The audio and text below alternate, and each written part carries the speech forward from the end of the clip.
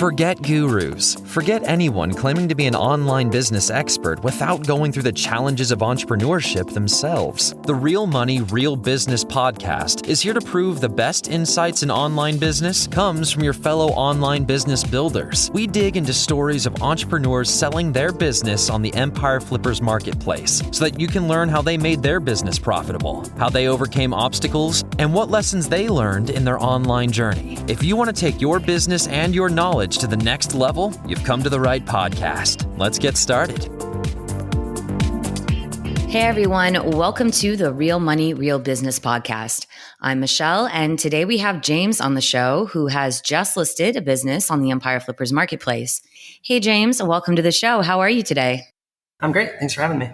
Thank you for making the time to come on today. I'm really looking forward to learning more about you and your business, but before we dive in, let's go over a brief summary of it. So it's a dropshipping business in the health and fitness, sports, and medical niches created in May of 2020. The average revenue for the business is $637,188 per month, and it makes an average of $51,790 per month in net profit. So included in this sale are 2 domains with all site content and files, a Shopify account, supplier relationships, employee contracts, social media accounts for Facebook, YouTube, Pinterest, Twitter, and Instagram, an email list with 28,000 subscribers for one site and 8,000 subscribers for the other, training SOPs, and print-on-demand merchandise designs. For everyone listening, you can visit empireflippers.com/marketplace and search for listing 59687 to learn more about this business. Or you can unlock this listing to start your due diligence if you're interested in purchasing this asset. So James, now let's hear from you. What can you tell us about your background in starting and running online businesses? Oh yeah, sure. So I've been doing this for the past decade or so.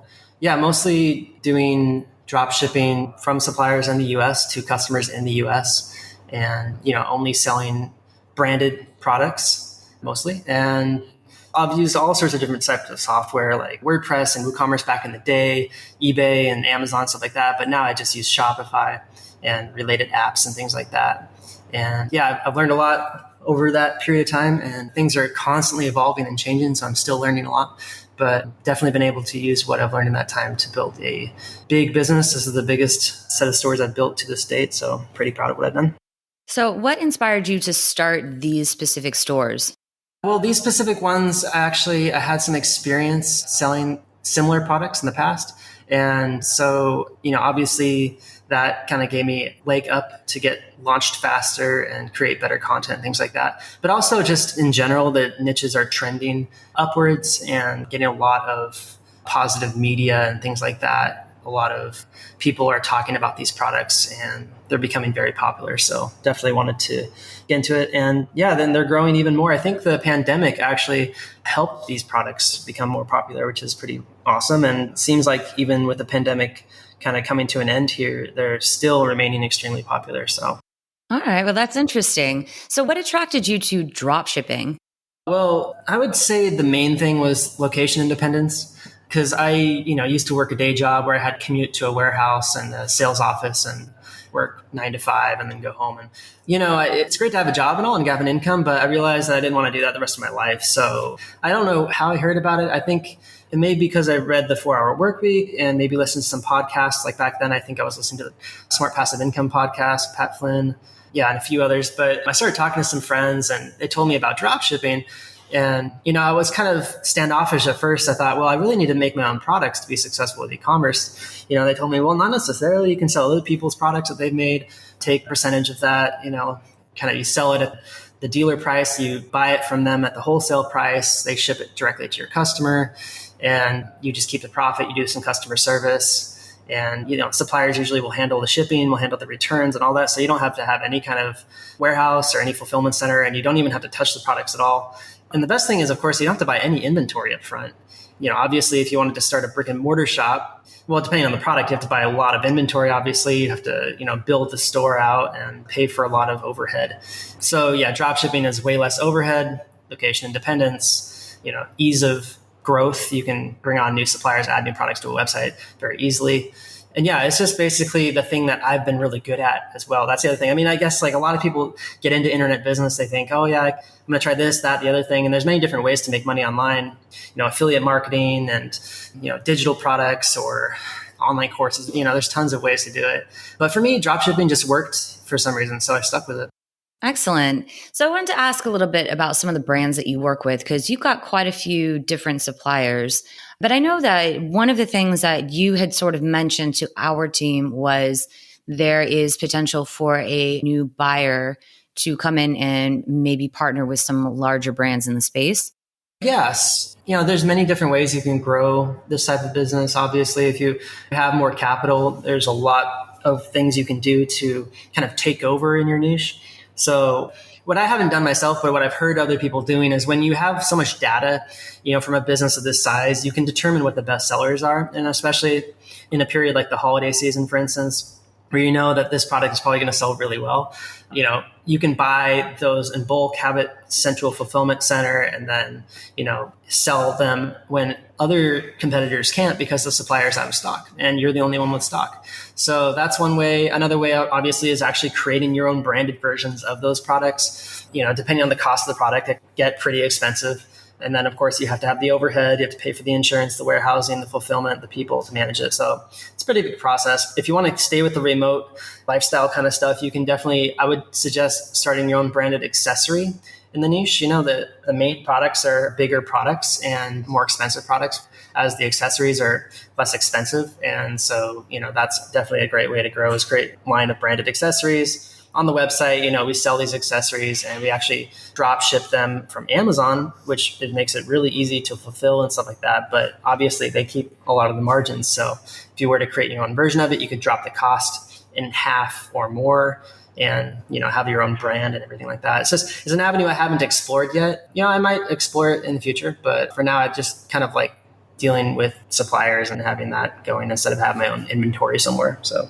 Yeah, that's totally understandable. Well, that's interesting. You've had this business for a few years now. You're no stranger to the online business space. Why have you decided to sell these sites now? Well, there's a great opportunity right now. And, it's like a kind of a perfect storm for e-com store owners as far as selling businesses. You have a huge amount of money in the marketplace. Investors have a lot more money. Interest rates have been really low for a long time. Things are changing, but I think it's still, the multiples on these businesses are really high compared to what they were 3 to 5 years ago. And so that's the main reason. If the multiples weren't so high, honestly, I'd probably just hang on to it because it's such a profitable business and it's really easy to run. But that's probably the main thing. The other thing too is just the size that it's gotten to is really big. And of course, with that comes more cash flow issues and things that I think this kind of a business could really grow a lot more, but not in my hands. I think somebody else would be able to probably take this to the next level. And ideally a team of people working together, somebody who can orchestrate some of these growth strategies that I've talked about can definitely take something like this to the next level in many different ways. And so I feel like it's a great time for an exit for me, opportunity wise. For an investor, it's a great time to pick it up and scale it more. And, for me, I have other stores that I'm running as well. So it's fine. I can take the cash and build those stores more and maybe explore some of those other avenues of growth, like creating branded accessories and things like that with the extra capital. So. Yeah, I get that. So as far as these businesses go, what would you say was your biggest win since starting them? Well, I'd say there's been many different milestones we've reached. Obviously the first month I did 100,000 in sales was great. It felt amazing. And I didn't just do 100, I did 190,000. And this was the first time I'd ever actually done $100,000 or more in sales in a single month. And that was August of 2020.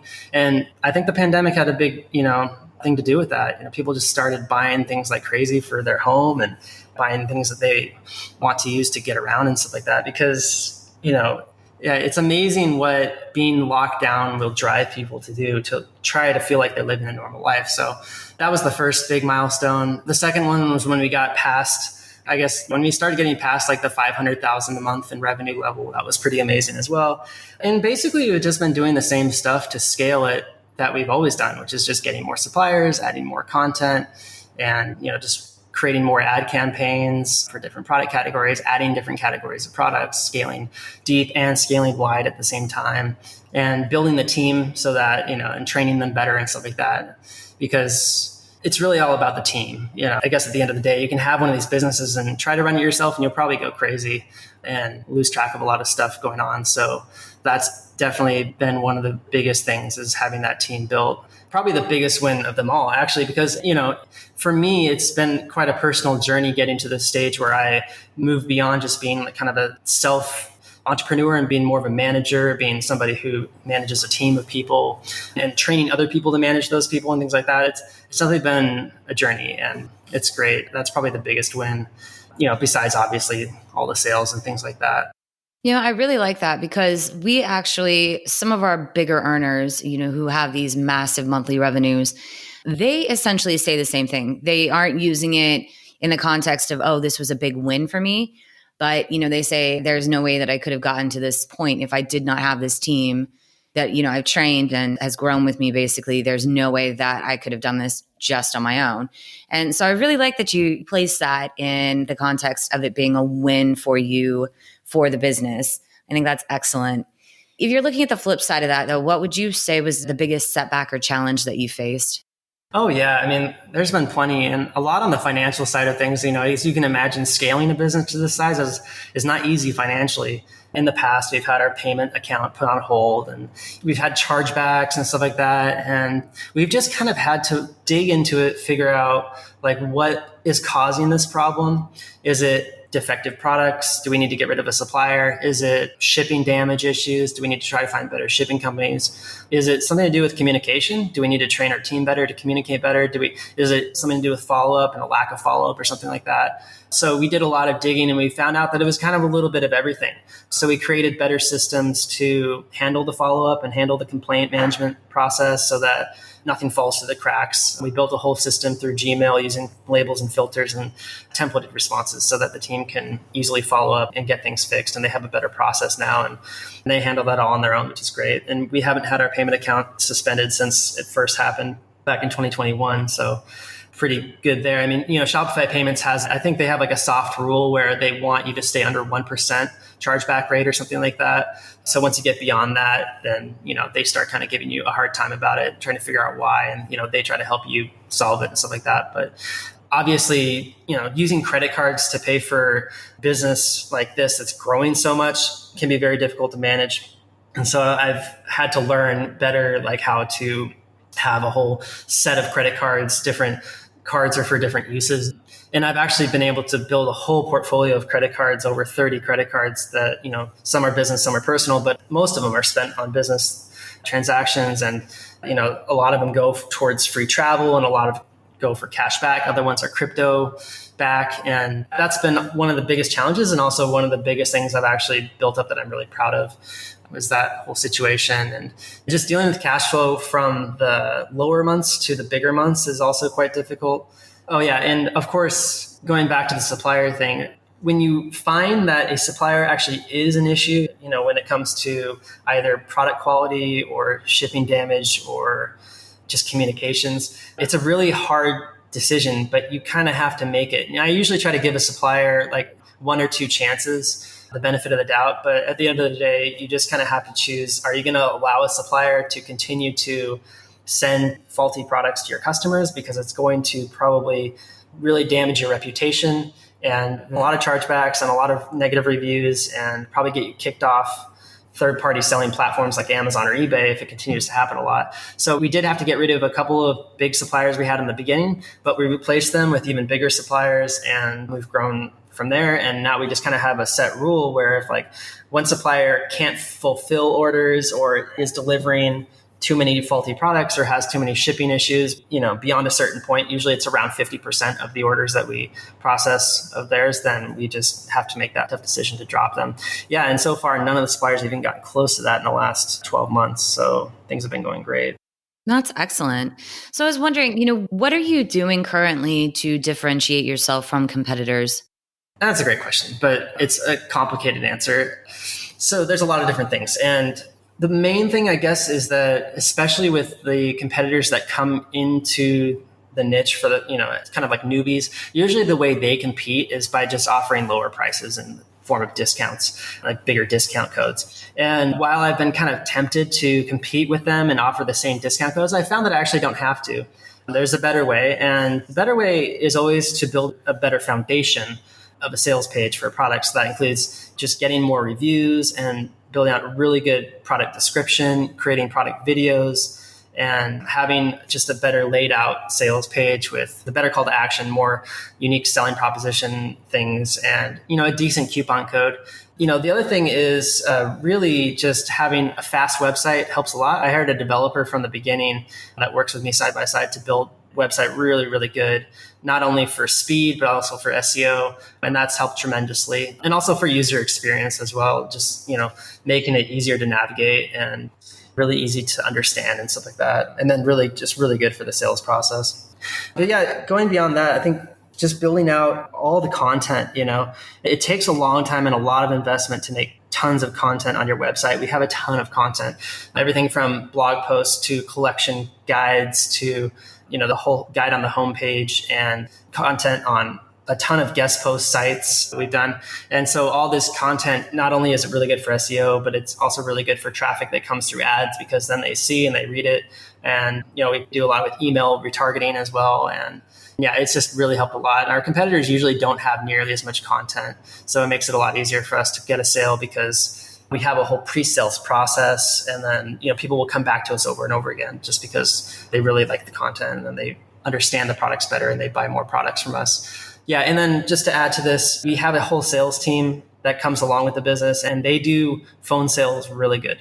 They've been trained to do a phone sale and send invoice and close a sale by following up and things like that. So really at the end of the day, these products that we sell require good phone sales skills and follow up. So, and obviously email, but that's been one of the biggest things that's differentiated us from the competition. Well, you had brought up your, some of your content creation. I was curious if we could touch upon that just for a second. What can you tell us about your current content creation process? As in, who's making your content? How often is it added? How are you coming up with the topics? And, are you doing keyword research? Oh, yeah, sure. So this is something that I've learned and improved on this entire time that I've had these sites as well. I've gotten really good at it.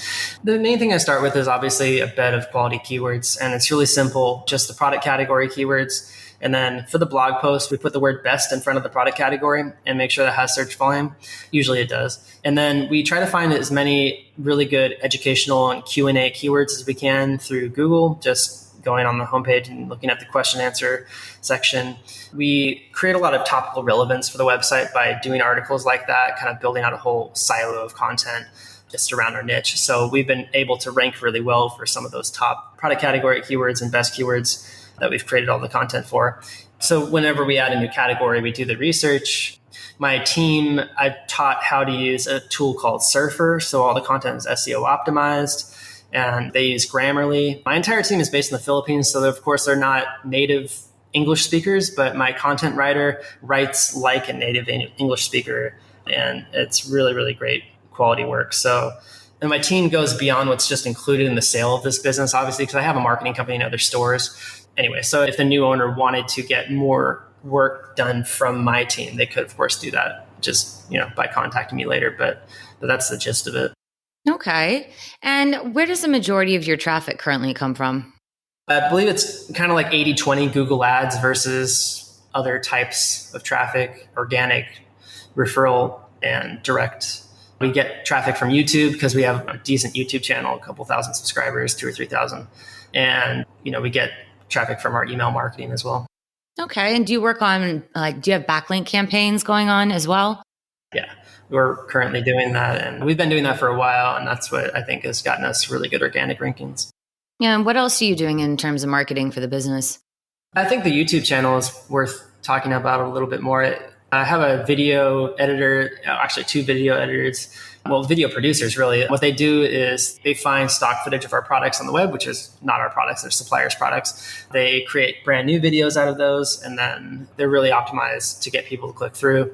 And yeah, we've done pretty well. Some of the videos are getting over 50,000 views, which is great for, niche products. So we do roundup videos, best category videos. We do product sales videos. Those are pretty much the 2 types of videos that we do. And the YouTube channel has gotten big enough so it can be monetized. So yeah, if the new owner would, has skills with YouTube and, video producer, then they can definitely scale that YouTube channel quite a bit more. Besides that, another thing we can mention is the issue with social media marketing. So social media, specifically, let's just talk Facebook. Facebook's been kind of a pain point for us because a lot of the complaining customers decide to go to Facebook and leave us negative reviews. So we had to deal with that and we kind of overcame it. But then we realized that the original Facebook page we had just didn't look good. So we ended up shutting it down and starting a new Facebook page.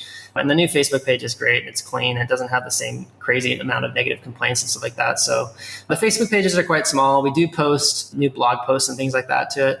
We try not to post any like salesy stuff because Facebook sometimes looks down on that.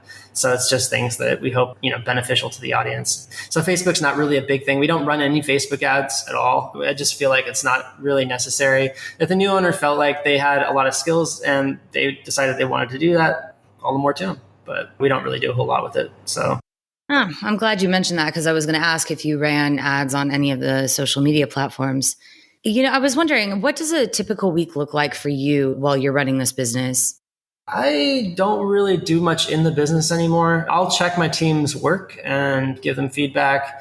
I like to do that because if they're ever doing something that's a little bit off, I can, of course, tell them to fix it and train them a little bit better and they get better at it. So that's probably most of the work I do. Of course, I need to check my financials and deal with all that stuff.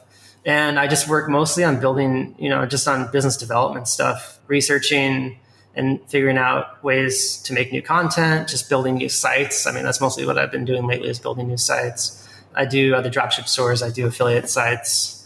So yeah, it's not really much work in the business. My team does everything for me. I just have to kind of tell them what to do and they go. I don't even have to tell them what to do anymore. They already know. They just go and do the work. It's pretty nice. So. Well, you've mentioned your team quite a bit so far. Would you mind running us through, who you've got and what they do? Oh, yeah, sure. Check how many people I currently have. I think I have about 20 VAs. Yeah, 20. So I've got 6 people that work like product uploading, supplier onboarding, we call it, inventory management, which is kind of a big thing. Now, you don't really need that for these stores. I just do it because I have multiple stores beyond these stores. So I told Empire Flippers, which is kind of true, you only need like 1 or 2 people to do the inventory updating to run the business. If you really felt like you wanted to go and scale it a whole lot more, yeah, sure, you can, of course, hire anybody you want to scale it. But that's that. I have a team member who works on curating reviews. I have a team member who works on optimizing products, doing free gifts, which is a big thing for optimization. I have my guest post outreach backlink creation VA. I have a Google ad manager, graphic designer, 2 video producers, 6 different VAs for customer service and sales, of which 4 or 5 will be included with the sale. Just depends on what the new owner thinks they need. Pre-trained VAs, so they won't have to. Of course, I know that buyers that are buying sites at this level probably have their own team already, so you don't need to take my team members. What I'm assuming is that they'll probably want to take at least a few so that they can train their team as well and stuff like that. So it'll just be kind of open for discussion. But what I've worked into the P&L is 5 virtual assistants. So whether it's 3 customer service, 2 inventory updating, or 4 customer service, 1 inventory updating, yeah, it's up to the buyer. But I also have 2 writers, one that does product descriptions and one that does blog posts. And yeah, so obviously, 2 stores that I have plus a few more, and then a marketing company where I do services for other business owners and affiliate sites. So it's quite a few different projects these people are working on for me, but that's kind of the gist of what my team looks like. Yeah, it's quite the team that you've got there. So what do you think the biggest challenge will be for a buyer who takes over the business? Yeah, it just kind of depends on the buyer, how much the experience they have with this business model. Hopefully it's a group of people and, they have some experience. They're running other stores. That would be the most ideal buyer who's looking to expand their portfolio of stores that are similar to this in terms of business models. With that being said, if it was that ideal buyer, then they wouldn't have as much of a learning curve. All the things that are similar with this business model are similar with others. It's just at a higher level because of how much they've scaled to, the number of sales and the number of emails and phone calls every single day. And everything's just a bit more than most other stores like this. The biggest probably, no matter who it is, they're just going to have to probably get used to dealing with the large influx of emails and phone calls all the time. My team handles it, but there is a bit of like checking their work kind of a thing they have to do every day. So it really depends on the person what the hardest thing would be. Maybe as somebody who isn't familiar with the niche, for them, the hardest thing might be just learning how these products work and stuff like that. Yeah, it just depends on their skill sets, really. This business is very easy to run because it's pretty much run for you. Maybe the financial stuff would be difficult. It really depends on the person that buys it. Do you see any challenges coming from the number of suppliers that you work with? Because of the processes that you have in place, do you find it that, everything's pretty streamlined, or do you think that could be a potential challenge, just like I said, the sheer number? Because you've got quite a few. Yeah, that's a great question. I'd like to try to explain it simply. The simple answer is not really, because the team manages everything. They have great processes and they know how to place the orders and deal with everything. I guess the long answer is that every supplier is different, in the way they work, in the way they operate. The people that are behind the business are different.